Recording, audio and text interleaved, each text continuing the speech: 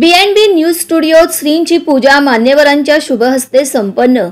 बी news स्टुडिओत सोमवारी सकाळी श्रींची पूजा national हायवेचे Anil विपत व वाहतूक शाखेचे कुकडे यांच्या शुभहस्ते संपन्न झाले। त्यावेळेस बी न्यूज चॅनलचे व्यवस्थापक, मुख्य संपादक व चॅनल प्रमुख व गणेश भक्त उपस्थित होते। मान्यवरांचे सत्कार बी न्यूज चॅनल परिवारातर्फे करण्यात आले। नमस्कार, मी एके कुकडे वाहतूक शाखा सोलापूर शहर।